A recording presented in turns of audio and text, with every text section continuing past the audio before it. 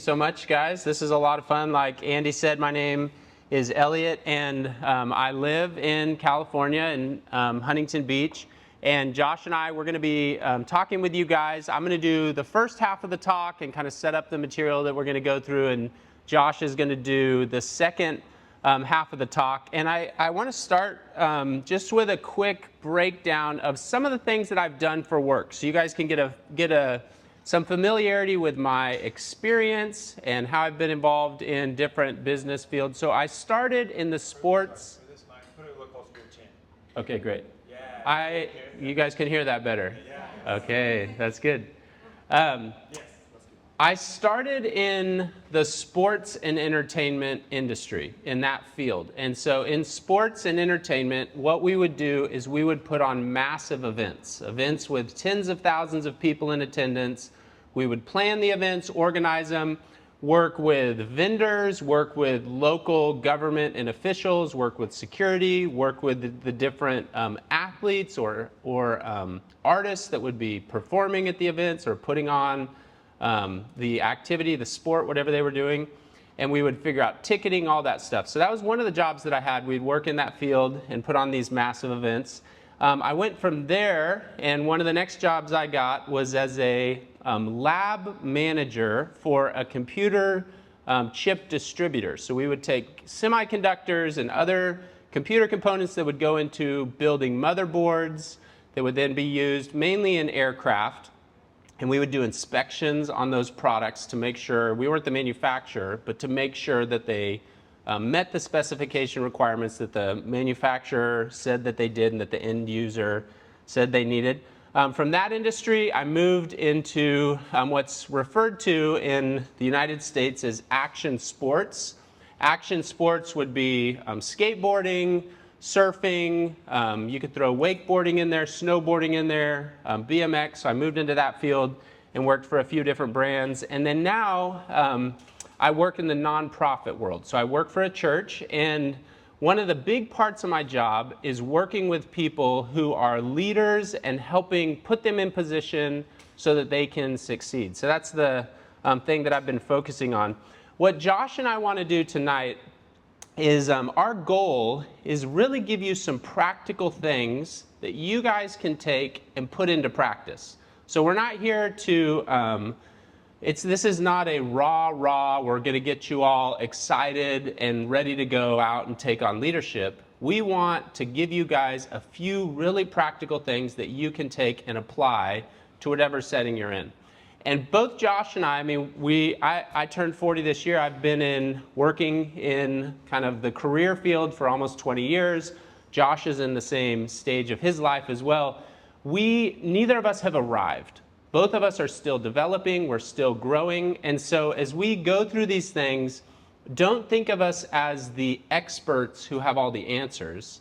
Think of us as fellow practitioners. People who are also learning, also developing, also trying to grow and advance in our given fields. And so just an example for me, something that I did recently is I wanted to grow in this area of leadership. And so there's an organization that I got in contact with called Leadership Edge, and I began working with them, trying to figure out, okay, how can I develop as a leader, and how can I help other people develop as a leader as well?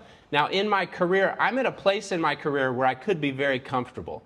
But instead of just getting comfortable and being satisfied with where I'm at, I decided, how can I continue to grow? So as Josh and I share, we really hope that you guys are able to identify some really practical things that you can take. And we are learning and growing in these things as well. So afterwards, if you guys want to talk with us more, we'll be free hanging around, and we can talk with you guys more about different things that might come up. But we're going to talk about developing your leadership potential. So what does it mean to develop your leadership potential? Let me show you an image. This is a really important image. We're going to be going through this.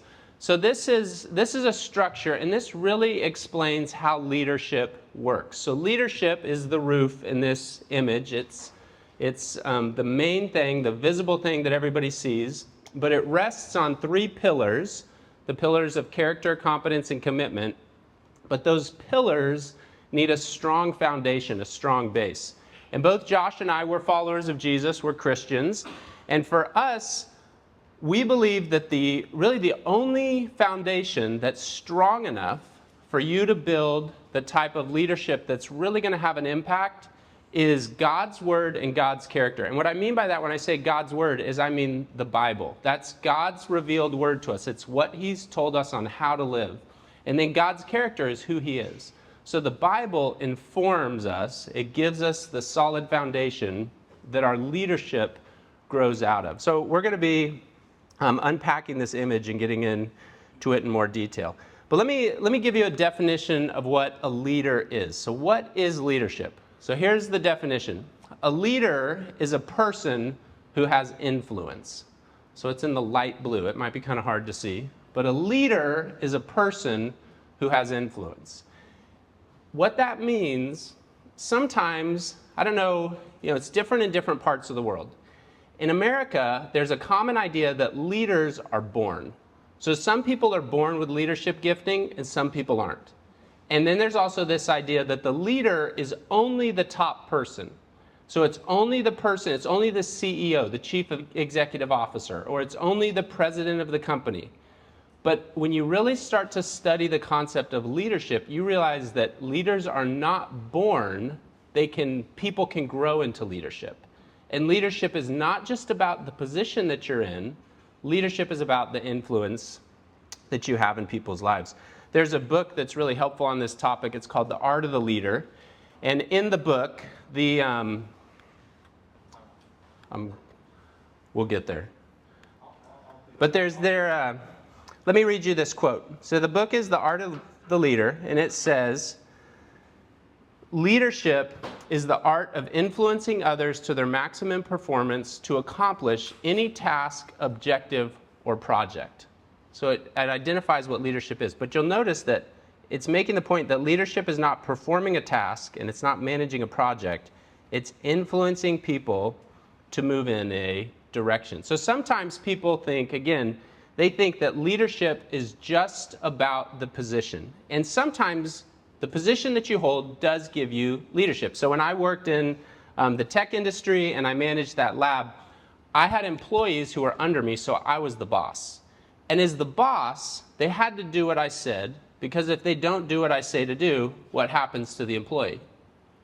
It's rhetorical. Yeah, that's exactly right. They get fired. They lose their job. Their paycheck is attached to it. So they have to do what I say because I'm the boss. So sometimes leadership is attached to your position. It's attached to what you do. But even in that field, one of the things that I did in that, when I worked in that industry, we had a joke at the office. It was a very negative company to work for. It was a very tough environment. The leadership was, they motivated you by fear of what's going to happen if I miss an email, what's going to happen if I make a mistake. So they used fear to motivate you.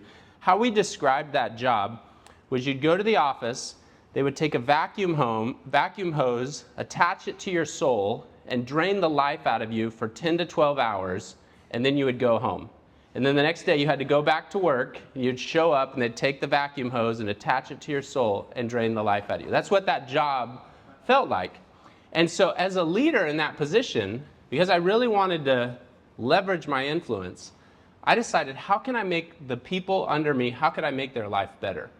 So I started focusing on that. How could I improve the work environment? How could I add joy to what they're doing?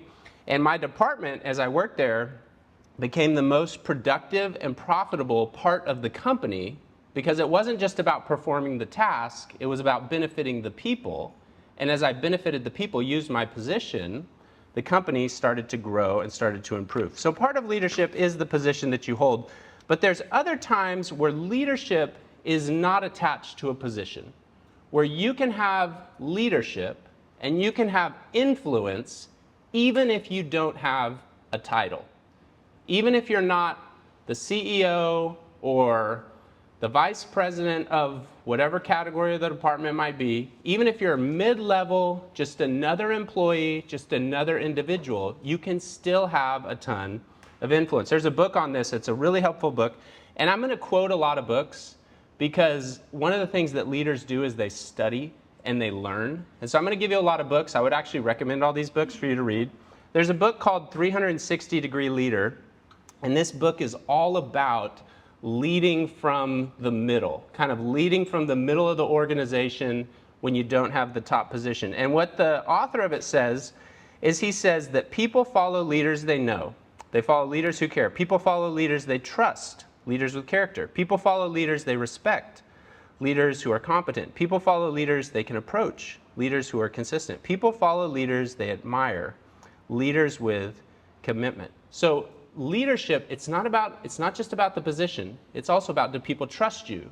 Do they admire you? Do they respect you? Anybody can do those things. Anybody can build trust. Anybody can build respect. Anybody can earn influence in another person's life, and by default, they have an opportunity to have some leadership. And this form of leadership where you have influence, even though you don't have a position of authority, that's actually the most powerful kind of leadership, because they're following you not because of the consequences of what happens if I don't do what this person says. They've chosen to follow you because of the amount of respect that they have for you. It's the most powerful form of leadership. So that's kind of an overview of what leadership is. Let's go back to those 3 pillars. So we've got that image: character, competence, commitment. So now that we know what leadership is, what's on the top, let's talk about how to grow that leadership. And I'm going to focus on the pillar on the left, character, and then Josh is going to focus on competence and commitment in just a few minutes. So let's talk about character. What is character? Let me give you a definition. Character is who you are when no one's looking.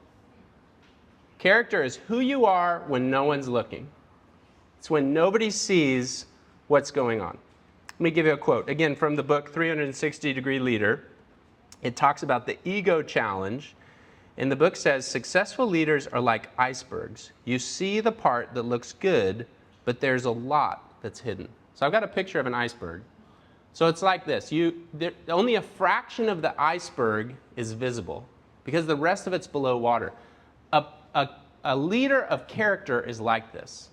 People only see a little bit of their life, but because of who they are when no one's looking, over time, the hidden stuff in their life, they gain influence because of how they're living. That's the point that this book is making. Another book titled The Making of a Leader. The author says that you lead out of who you are. So leadership, again, it's a character issue. It's about the type of person that you are. It's not just who you are when you're at work, but all of life influences your ability to lead and to gain influence. Another book, Leadership is a Lifestyle.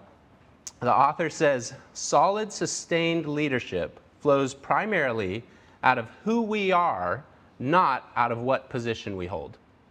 So if you want to be a leader, and if you want to sustain that leadership over time, it's about who you are as a person. It's about your character, who you are when no one's looking. It's not about the position that you hold.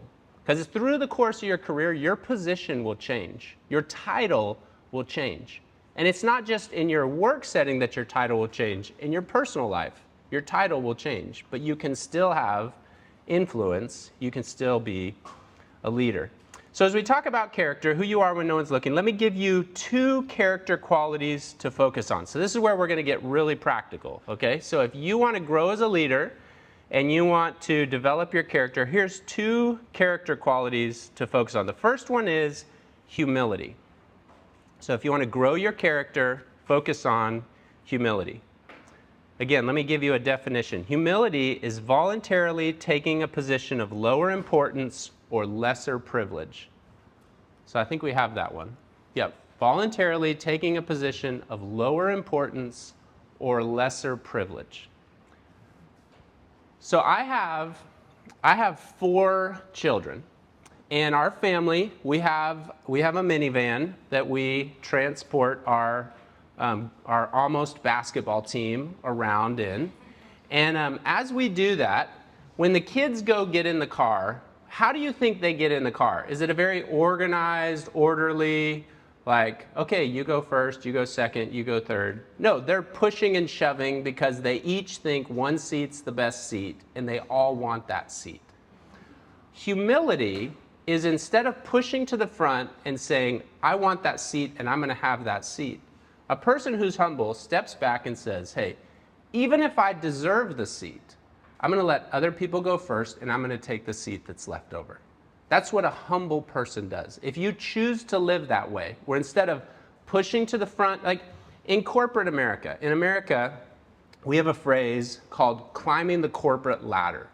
And climbing the corporate ladder is, in your career, you do everything you can to get ahead. And there's a lot of people, as they climb the corporate ladder, they're pushing other people off the ladder.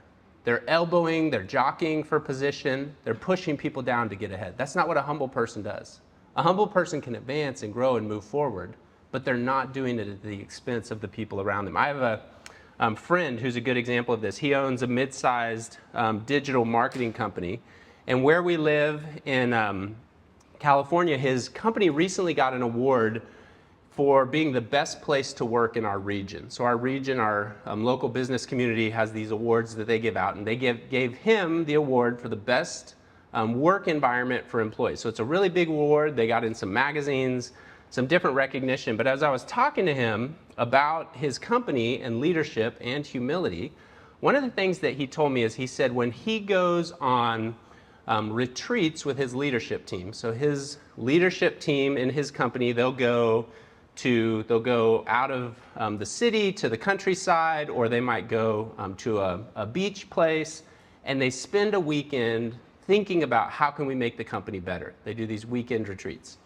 He said when they go to these places and they'll rent a house and they'll stay in the house, the whole team, when they go there, when he gets to a location, he says, I'm going to sleep on the couch. And by sleeping on the couch, he then allows the rest of the team to go find the beds in the house that they want to sleep in. So he takes the lower position, and he does it voluntarily, even though he's the top guy, but he chooses a lesser position, and over time that builds trust with the people he works with because they know he's not just here for him. He's not just here so that he can get what's coming to him and he can make his life better. He's really here for me, and he's here to make my life better. And then what do you think those employees do for him? They work harder. That award, Best Workplace in the region where we live, he can't win that alone. The only way he can win that is if he's got employee buy-in. And humility increases the employee buy-in because they know that he's not just looking out for himself, but he's looking out for them. And one of the ways he does that is he intentionally takes the lower position. He voluntarily takes that.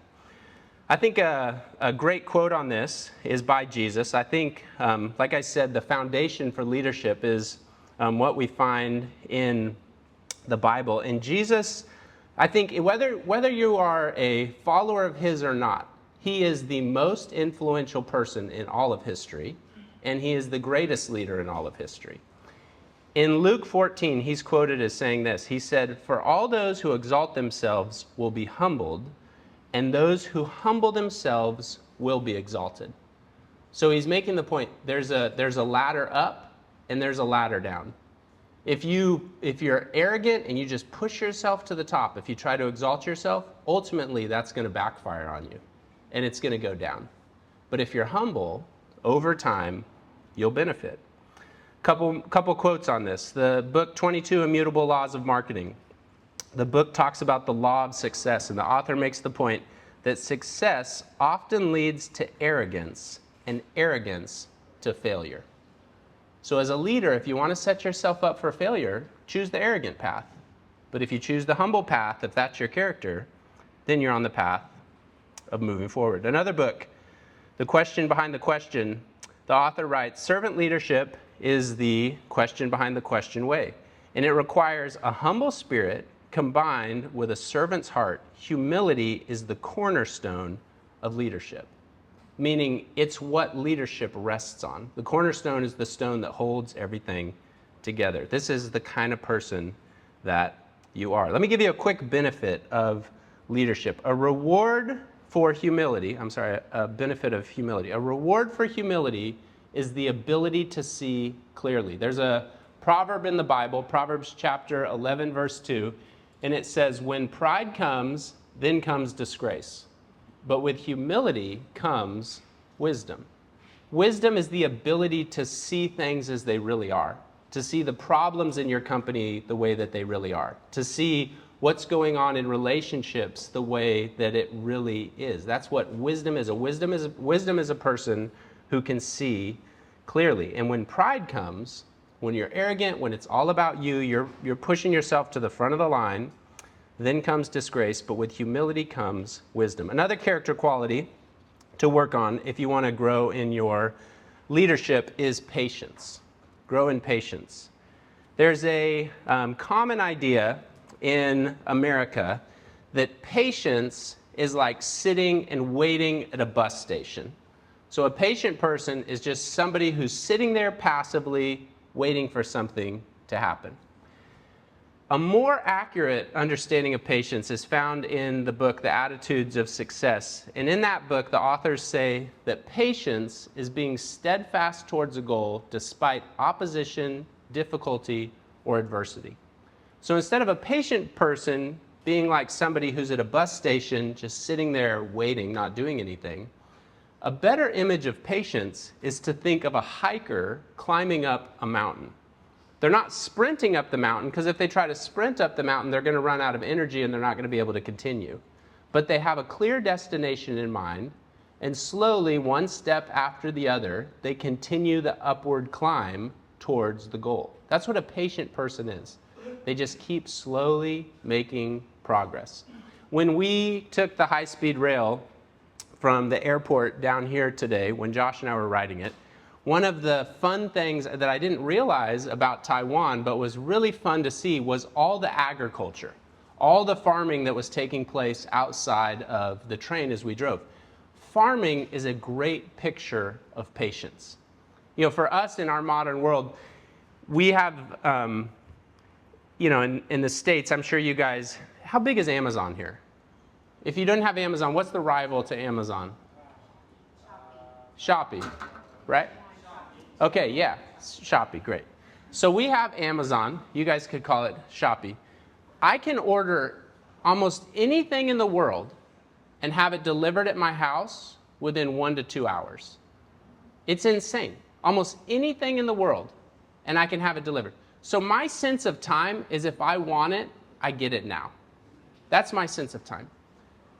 When you think of farming and how farming works, with farming, you take a seed, you plant it, you water it, you wait, you protect the soil, you make sure it gets the fertilizer, the nutrients that it needs, you wait till the right time, and then you harvest the crop.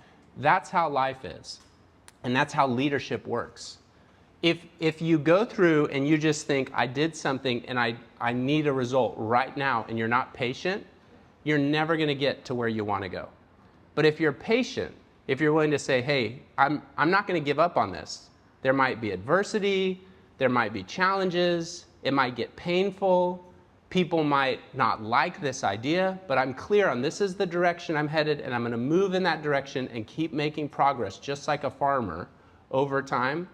That'll really benefit your leadership. So if that becomes a part of your character, you're setting yourself up to be an effective leader, a leader of influence. So those are just two really simple things. If you're going to develop your leadership potential, focus on your character, and to focus on your character, grow in your humility, voluntarily take a lesser position, and then also grow in your patience. Continue to make progress. Don't demand results now, but slowly over time, continue to make progress towards your goal. Because leadership, it flows out of who you are, and you want to be a person of influence.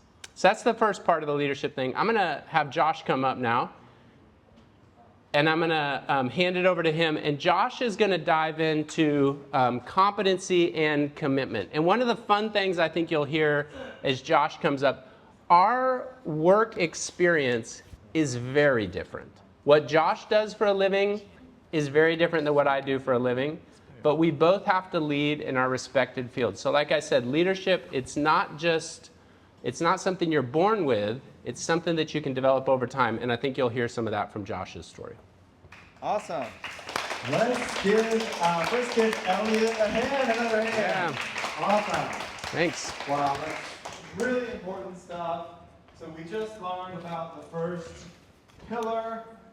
Everyone say pillar. Pillar. Pillar. Yeah, there we go. All right, so now next up, we're going to keep learning more about leadership and learn about the next two. So let's welcome Josh to the stage. and I can probably, And then, do you want me to just, I can I'll probably, be ready for it. if yeah, it doesn't- just in case. Okay. All right. Thank you guys for letting us come and hang out with you. I'm going to give you guys a little bit of what I do. So the example that Elliot had talked about patience, that's been kind of my job to make a lot of people really impatient. So my job is a marketer. So think about social media and you guys just scrolling and looking through things. Well, that's been partly my job. So some of that's my fault and the companies that I've worked at. So a little bit of my background, I have spent a lot of time in a lot of lifestyle spaces. So this is actually a photo that I took on a photo shoot. I worked in the scuba diving space for many years. I worked in the action sports world where we put on events like X Games, ESPN events, and things like that. And then, which I've seen a lot of these around here, scooters. I worked for Razor. I don't know if you know Razor as Razor Scooters, but I ran the marketing for them for a little bit. And currently right now, in fact, I think I was talking to someone about AI and technology. So currently I'm the chief marketing officer for what's called a holdings company, and we have a bunch of brands underneath it, and one of them is a tech company. So we do a lot of AI, think of ChatGPT style, and then we also have a marketing agency. So a lot of my background has been in storytelling, but I didn't start in a leadership position. I actually got started at a boat company when I first got going, and there was a certain individual that really, we can go to the next slide. So this guy's name is Arn, and Arn was kind of what Elliot had been talking about. Arn he didn't have a position of an executive, but what he had was a lot of things that I wanted in my career. So this was when I was first getting started, like 2010-ish, maybe even before that. And this was actually this last summer, and he's remained a dear friend of mine. But what Arn had was, he was the kind of person that no matter what, you could count on him. And he was the person that would be the first one to jump in to solve a problem. He was very humble in his approach, but he had a lot of knowledge in what he was doing. Now, a lot of people dismissed Arn when they didn't really need help, but when it came down to hard tasks or things that needed to be done, he really embodied that servant leadership and humility side of things. And actually, he's getting ready to retire this year from the same company that he's been at the entire time, but he just embodied what that was. So I think as I went through this, as I started my career, everything that he was is everybody wanted to follow him, not because, again, he was an executive, because he was that person that just had a lot of people gravitating towards him. So getting into the different pillars, now let's talk about competence. So we can go to the next one.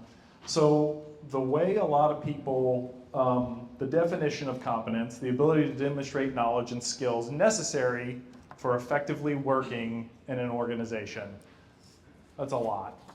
So what at least in the corporate world, the way a lot of people break down knowledge. And so I'll give you an example of what most people break down, what they would say being a competent person at your job or a leadership.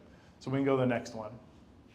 So there's two things that I always look for. When I'm hiring someone, there's two things that I look for.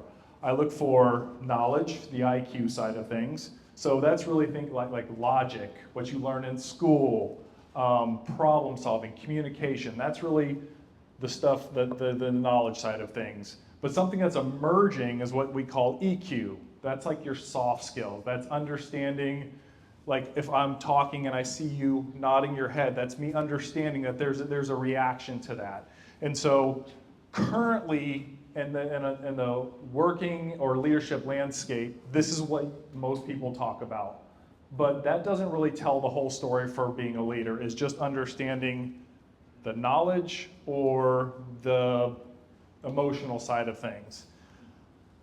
So if we really drill down into it, what I look at when it comes to any sort of leadership side of things is I look at 4 key elements when it comes to competence. And again, it's not what you know, and it's not the emotional side of things. So we can go to the next slide.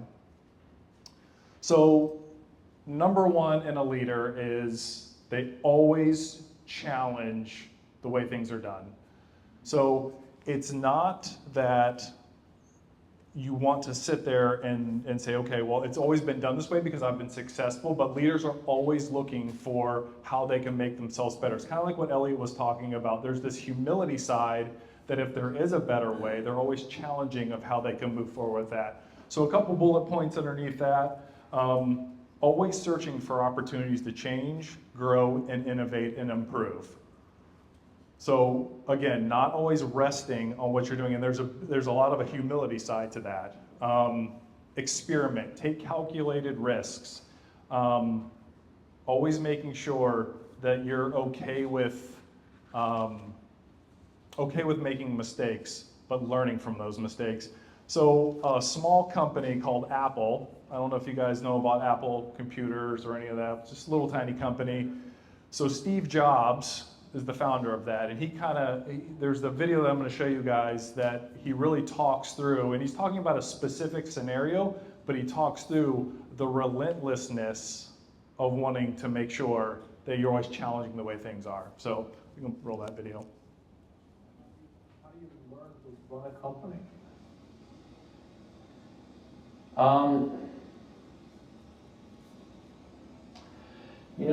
Throughout the years in business, I found something, which was I always ask why you do things. And the answers you invariably get are, oh, that's just the way it's done. Nobody knows why they do what they do. Nobody thinks about things very deeply in business. That's what I found. I'll give you an example. When we were building our Apple I's in the garage, we knew exactly what they cost.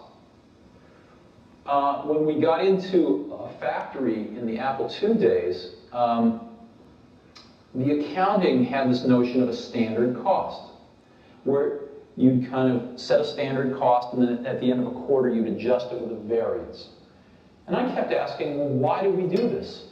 And the answer was, well, that's just the way it's done. And after about 6 months of digging into this, what I realized was the reason you do it is because you don't really have good enough controls to know how much it costs, so you guess, and then you fix your guess at the end of the quarter. And the reason you don't know how much it costs is because your information systems aren't good enough. So, but nobody said it that way. And so later on, when we designed this automated factory for Macintosh, we were able to get rid of a lot of these antiquated concepts and know exactly what something cost to the second. So in business, a lot of things are, I call it folklore. They're done because they were done yesterday and the day before. And so what that means is if you're willing to sort of ask a lot of questions and think about things and work really hard, you can learn business pretty fast. It's not the hardest thing in the world. It's not rocket science. It's not rocket science, no. And that's all you got to do to be one of the biggest companies in the world, apparently. But I think the point of that was he was always challenging the status quo. Always ask the question why.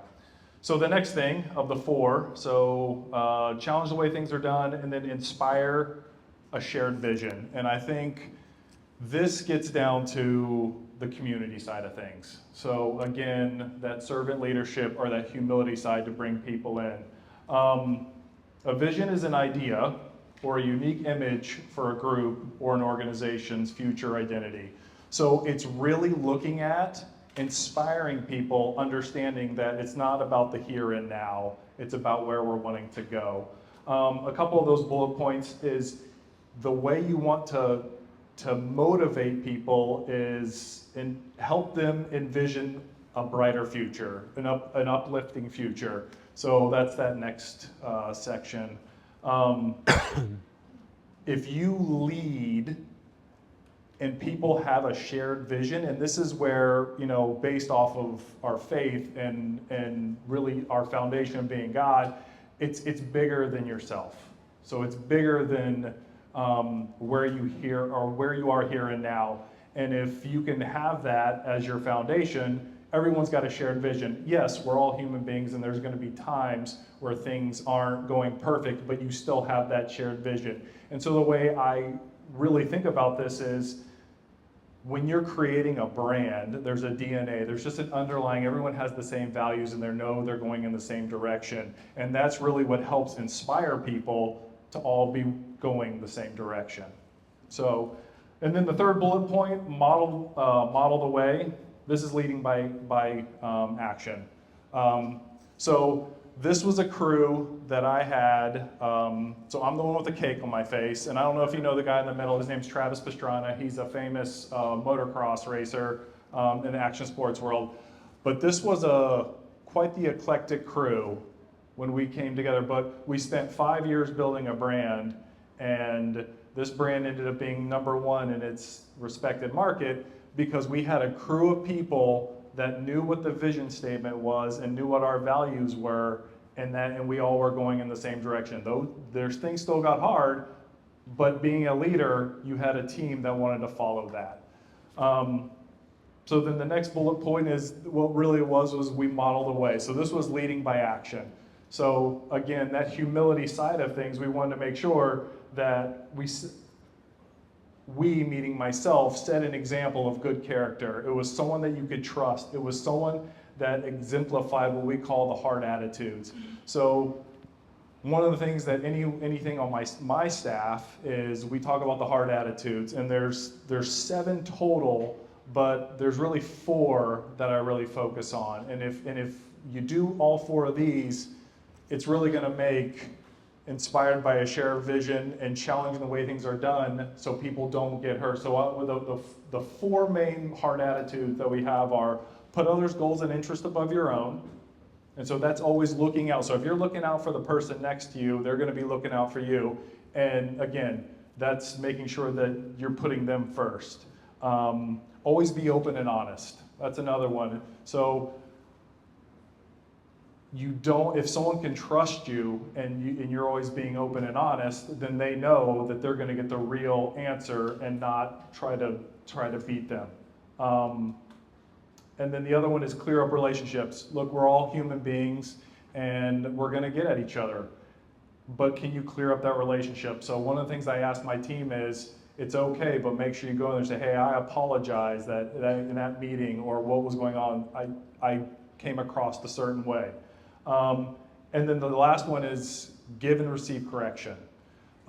This is something that I ask at every one of my meetings that I have with my team. I always ask at the end of the meeting is there anything that I can work on? Even though I am the boss, I always want them to feel comfortable giving me correction. So again, that gets everyone's guard down, and that allows them to be able to give me correction because I have blind spots. And if we're a team, then they can help me with that. So give and receive correction. So the fourth one is one of the ones that I truly, this is one that I absolutely love. Of all of them, not that one's more important than the other. So the fourth one is accountability. And I feel like accountability, kind of like what I just talked about, it is the heartbeat to whether it's in your personal life or in your work life. It is just exposing of who you are and making sure that we're all doing what we say we're going to do. So a couple things with accountability. I think it's this next one. It's an outward way.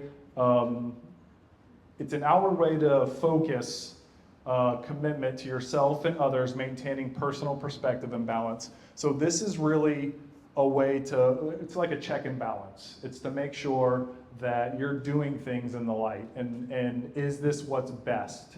And the example that I always give is I love going surfing. And if I just went surfing all the time by myself and I'm like, man, I'm the greatest surfer in the world, there's no accountability there because no one knows. But if I go surfing with some of my friends and they're like, well, you're really not the greatest surfer, you could probably work on X, Y. So I think for me, when it comes to in business or in leadership, it's always good to have accountability. So if you go to the next slide, this is actually a Bible verse in Proverbs. Iron sharpens iron, and one man sharpens another. So if you think about it, you're only getting better with your community and helping with that accountability side of things. So those are the 4 things when it comes to competency. So it's not your typical knowledge and emotional knowledge. This is always challenging the way things are, inspiring a shared vision, modeling it, and then always being accountable to each other. So now we're going to move on to the final pillar, which is commitment. And I'm going to be very honest with you. So in my career, if you want to move up in your career, especially in marketing, which is what I've done, is you've kind of had to move from company to company. And this one, actually, I spent a lot of time on this one of what does it actually mean for commitment? You know, a lot of people think of, do I just jump in and it's like, I'm going to come in, I say I'm going to do something, and I do it. That's a version of a commitment. That is one element of just saying, okay, I'm gonna show up to church and I'm gonna sit down, or I'm gonna show up to class, I'm gonna sit down and take my notes. But commitment goes a lot further than that, and we'll dive into that a little bit more. So commitment is consistently showing up and prioritizing to achieve a shared goal. So you guys notice that there's a lot of that shared goal side of things. And the way I break down commitment is, I have 3 different things that I think of when it comes to commitment. Number 1 is your work ethic or work. And so I always say excellence is the standard. And when I say excellence is the standard, so when we talk about commitment, it's not that you have to be perfect when I say excellence is the standard. What I mean by that is always going the extra mile, always giving it everything that you have, even if it's not perfect.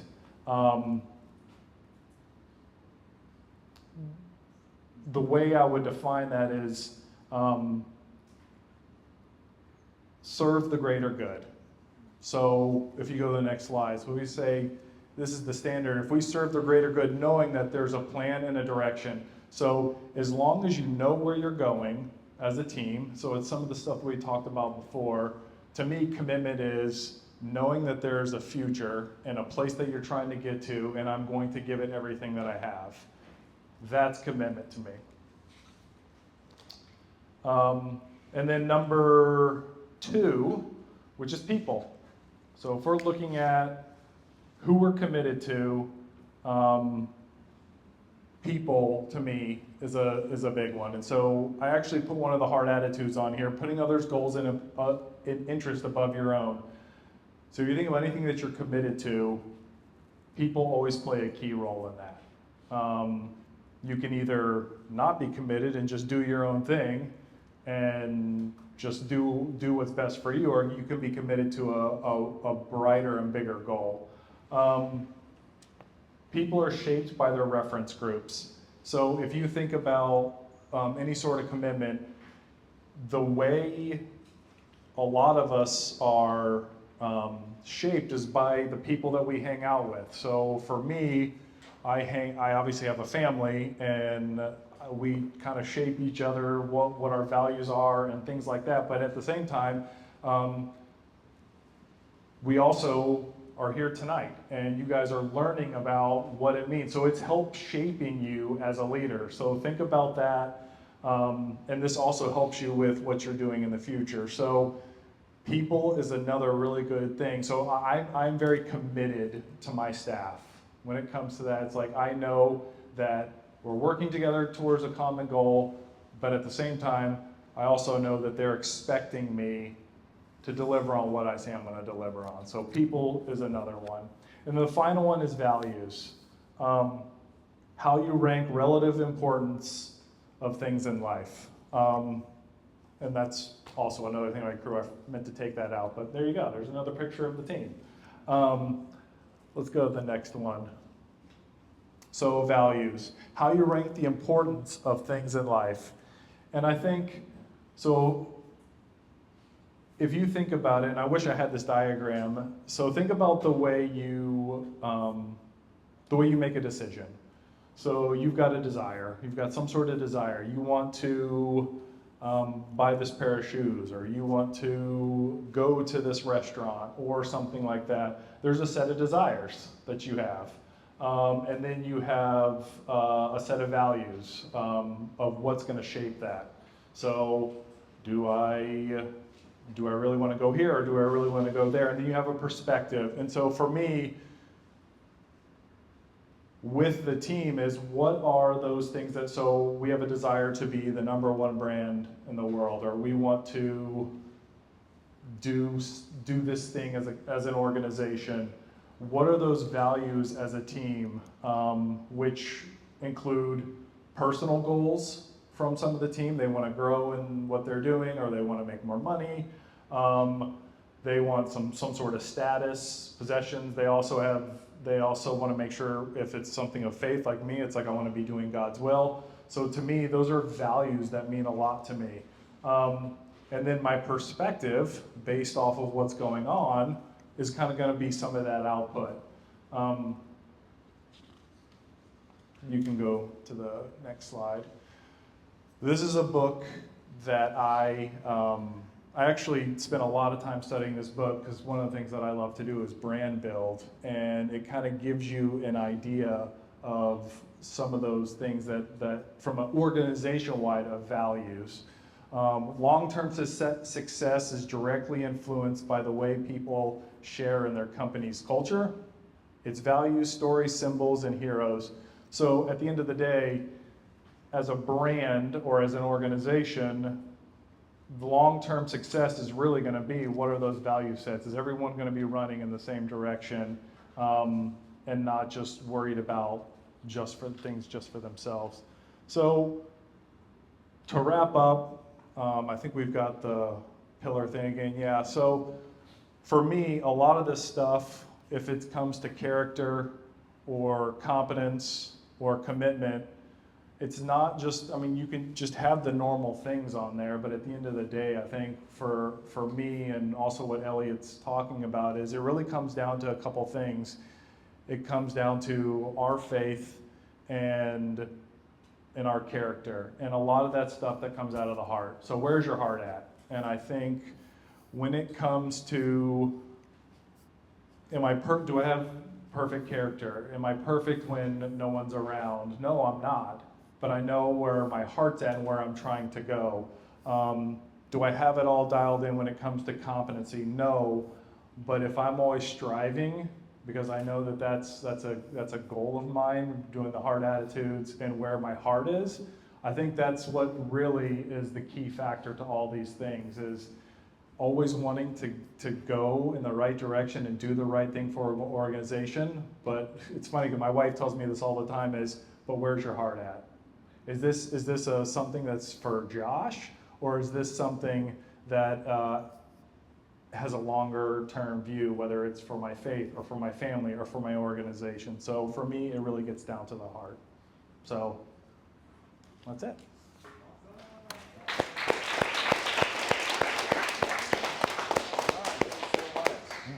Awesome. Let's give Josh one more hand. That was awesome. Great.